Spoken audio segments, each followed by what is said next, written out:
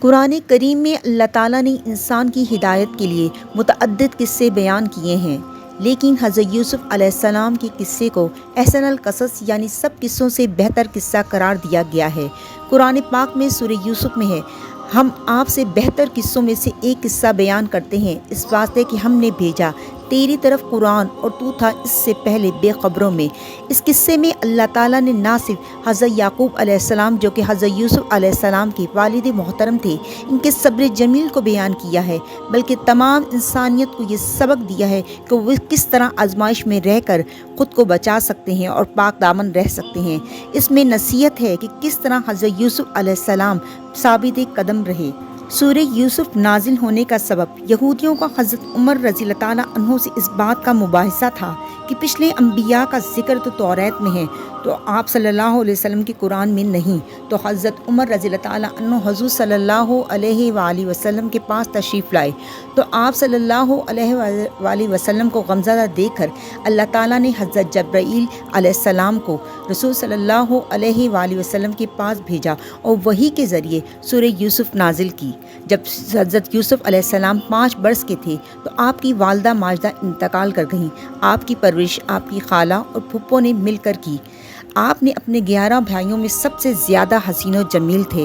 حضرت یعقوب علیہ السلام اپنے تمام فرزندوں میں سب سے زیادہ حضرت یوسف علیہ السلام کو عزیز رکھتے تھے۔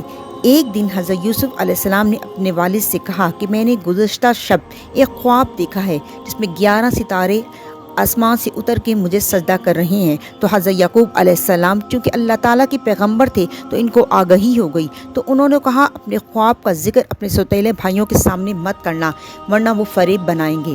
حضرت یعقوب علیہ السلام میں تعبیر حضرت یوسف علیہ السلام کو بتائی، جیسا کہ اللہ تعالیٰ نے ارشاد فرمایا ہے سورہ یوسف میں، اور اسی طرح نوازے گا تیرا رب اور بتا دے گا تجھ کو ٹھیک اور درست بات، یعنی تعبیر خوابوں کی پوری کرے گا، اور اپنا انعام تجھ پر اور آل یعقوب پر جیسا کہ پورا کیا تیرے باپوں پر اور تجھ سے پہلے یعنی کہ دادا پردادا ابراہیم اور اسحاق پر، اور البتہ تیرا رب بہت خبر والا اور حکمت والا ہے۔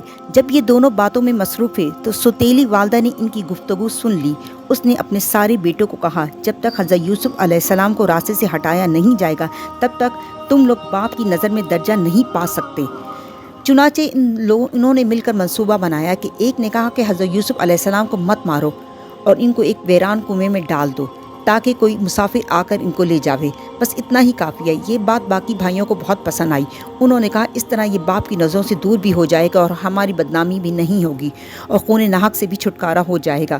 چنانچہ بھائیوں نے حضرت یعقوب علیہ السلام سے کہا کہ کچھ دیر کے لیے حضرت یوسف علیہ السلام کو ہمارے ہمراہ کر دیجیے تاکہ ہم کسی بڑے میدان میں جا کر کھیل کود کریں اور ہم ہر طرح سے ان کا خیال رکھیں گے۔ تو حضرت یعقوب علیہ السلام نے فرمایا اسے تم لے جاؤ، لیکن میں اس بات سے ڈرتا ہوں کہ اسے کوئی بھیڑیا یا کوئی دوسرا جانور نہ کھا جائے اور تم سب کے سب بے خبر رہو۔ حضرت یوسف علیہ السلام جو یہ ساری باتیں سن رہے تھے تو رنجیدہ ہو گئے اور اپنے والد صاحب سے فرمایا کہ مجھے بھی ان کے ساتھ شکار پہ جانے کی اجازت دی جائے۔ حضرت یوسف علیہ السلام کو اس طرح دے کر آپ نے ان کو اجازت دے دی اور گلے ملے اور چند نصیحتیں کی، تو انہوں نے کہا اے ابا جان، ہم ان کو اپنی جان سے بھی زیادہ عزیز رکھیں گے۔ حضرت یعقوب علیہ السلام کی آنکھیں اشک بار ہو گئیں، تاہم ان کے بیٹوں نے کہا ہم آپ کی نصیحت کو نہیں بھولیں گے اور یوسف علیہ السلام کو اپنی جان سے زیادہ عزیز رکھیں گے، آپ ان کی طرف سے بے فکر ہو جائیں۔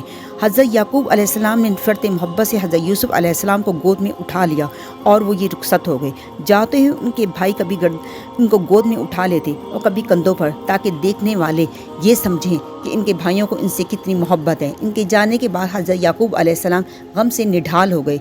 جب وہ کافی دور چلے گئے اور برادران یوسف کو یقین ہو گیا کہ ہم کافی آگے نکل گئے ہیں، تو انہوں نے حضرت یوسف علیہ السلام کو اپنے کندھوں سے اتار دیا اور طرح طرح کی اذیتیں دینے لگے۔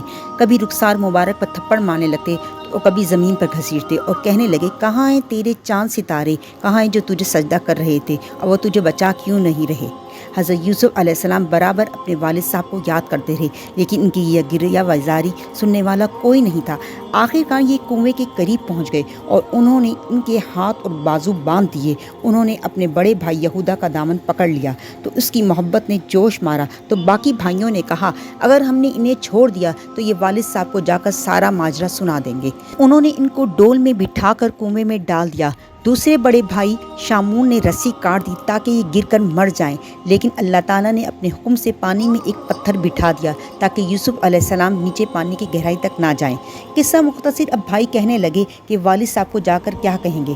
انہوں نے حضرت یوسف علیہ السلام کا کرتا جو انہوں نے ان کو ڈول میں ڈالتے وقت اتار لیا تھا، ایک بکری کا بچہ ذبح کر کے اس پر خون لگا دیا تاکہ والد صاحب کو کہیں گے کہ ان کو بھیڑیا کھا گیا۔ غرض یہ کہ جھوٹ موٹ روتے دھوتے وہ اپنے گھر واپس آئے اور کہنے لگے ہم نے اپنے مال و اسباب کے پاس حضرت یوسف علیہ السلام کو بٹھایا ہوا تھا، کچھ دیر کے لیے ہم غفلت میں پڑ گئے، پھر ان کو بھیڑیا کھا گیا۔ ہمیں یہ بھی معلوم ہے کہ آپ ہماری بات پہ یقین نہیں کریں گے۔ تو حضرت یعقوب علیہ السلام نے کہا کوئی بھی ٹھیک بات تم نے ہم کو نہیں بتائی، اس پر تمہارے دل خود گواہ ہیں، لہٰذا میں صبر جمیل اور اللہ سے مدد مانگتا ہوں اس بات پر جو تم مجھے آ کر بتاتے ہو۔ غرض وہ اللہ تعالیٰ کی عبادت میں مصروف ہو گئے اور شب و روز حضرت یوسف علیہ السلام کے فراق میں روتے روتے ان کی آنکھیں جاتی رہیں۔ ادھر سوداگران کا ایک قافلہ مدین سے اسباب تجارت کی غرض سے مصر جا رہا تھا۔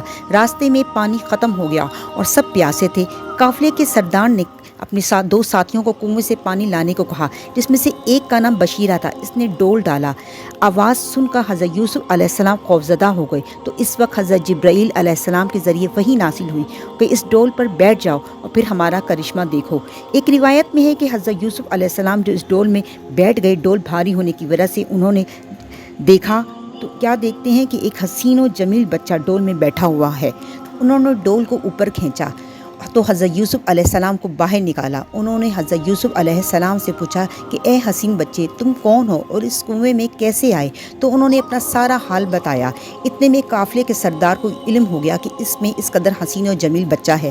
سردار نے سوچا کیوں نہ اس بچے کو اپنے ساتھ مصر لے جاؤں اور اس کو اچھے داموں میں فروخت کر دوں۔ حضرت یوسف علیہ السلام کے بھائیوں نے ایک بندہ کنویں کے پاس چھوڑ دیا تھا تمام کیفیت معلوم کرنے کے لیے۔ جیسے ہی ان کو سردار کا پتہ چلا تو وہ فوراً سردار کے پاس آ گئے اور ان کو جھوٹ موٹ سارا احوال سنایا۔ چنانچہ بھائیوں نے 18 درہم کے عوض ان کو بیچ دیا، لیکن ان میں سے ایک بھائی نے اپنا حصہ نہ لیا۔ چنانچہ قافلہ روانہ ہو گیا اور مصر کے قریب کے علاقے میں انہوں نے پڑاؤ کیا، سب جانوروں کو پانی پلایا۔ چنانچہ سردار نے حضرت یوسف علیہ السلام کو اپنے گھر لے گیا اور لباس فاخرہ پہنایا اور شہر میں منادی کرا دی کہ کون اس بچے کی قیمت ادا کرے گا۔ چنانچہ عزیز مصر جو مختار کل تھا، اس نے دونی قیمت ادا کر کے حضرت یوسف علیہ السلام کو اپنے محل میں لے گیا اور زلیخا کے حوالے کر دیا۔